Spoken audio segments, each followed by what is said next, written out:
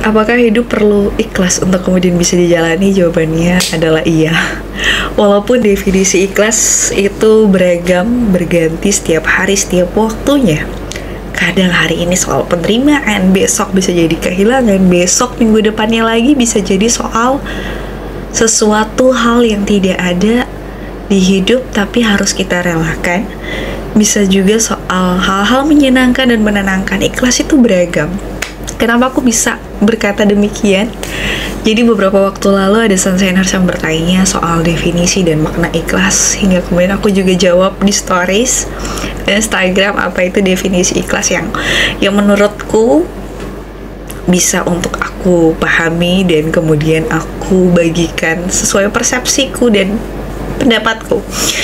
But well, ikhlas ini sebetulnya lucu dan menarik. Di awal tahun 2024 ini aku bermimpi. Aku tidak mau menyebutnya mimpi, tapi kalian akan lebih akrab dengan mimpi. Tapi aku pengen nyebutnya sebagai bunga tidur, karena mimpi buatku adalah sesuatu yang ingin kita capai dan sesuatu yang kita cita-citakan untuk bisa tercapai. So, di awal tahun 2024 aku punya bunga tidur akan sesuatu hal yang gak tahu kenapa bikin aku nangis luar biasa di mimpi tersebut. Dan pas aku mimpi itu, di dalam mimpi aku lemas. Terus aku cuma bisa bilang bahwa aku ikhlas bahwa sesuatu atau seseorang tersebut tidak ada di hidup, tapi aku ikhlas untuk merelakannya. Aku tidak bisa menjelaskannya secara rinci dan jelas dan bener-bener belak gitu, nggak bisa belak-belakan. Cuma intinya adalah dari mimpi tersebut aku bertanya kepada orang-orang terdekatku, apa yang harus gue ikhlasin ketika gue tidak merasa memiliki sesuatu atau seseorang tersebut. Jadi gue harus ikhlasin apa? And at the end, sebuah kesimpulan terbentuk bahwasanya bisa jadi ikhlasnya memang bukan soal karena mampir atau adanya seseorang atau sesuatu tersebut di hidup, tapi bisa jadi ikhlasnya adalah merelakan bahwa hal tersebut tidak ada di hidupmu. Ikhlas buatku harus kita milikin, bahkan tanpa sadar sebetulnya kita setiap hari itu udah ikhlas. Ikhlas untuk mengakhiri hari, ikhlas untuk kemudian ketemu orang-orang yang bisa jadi nggak pengen kita temuin, ikhlas untuk menjalani aktivitas yang kadang juga bikin males tapi kadang juga bikin seneng. Semua itu kita jalanin dengan ikhlas.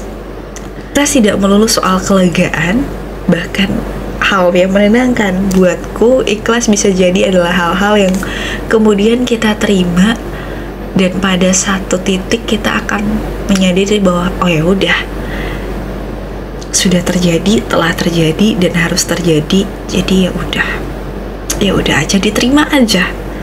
Back again, ikhlas adalah soal penerimaan, tapi nggak sesimpel itu. Ikhlas it's more than that gitu. Aku selalu percaya bahwa ikhlas itu tidak bisa disamakan antara satu dengan yang lainnya, dan juga ikhlas itu bukan sesuatu yang bisa untuk kemudian dirasakan sama antara aku dengan kamu.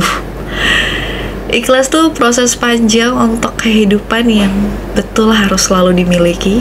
Tapi kalau bilang ikhlas bisa untuk langsung dilalui begitu aja, ya jawabannya tentu tidak. Bro, gimana? Jadi intinya kalau kita ngomongin soal ikhlas, aku coba akan selalu bilang bahwa you need to say more better with yourself. Karena ketika kamu bicara baik dengan dirimu, kamu bisa untuk menerima apapun yang ada dan sudah terjadi di hidup.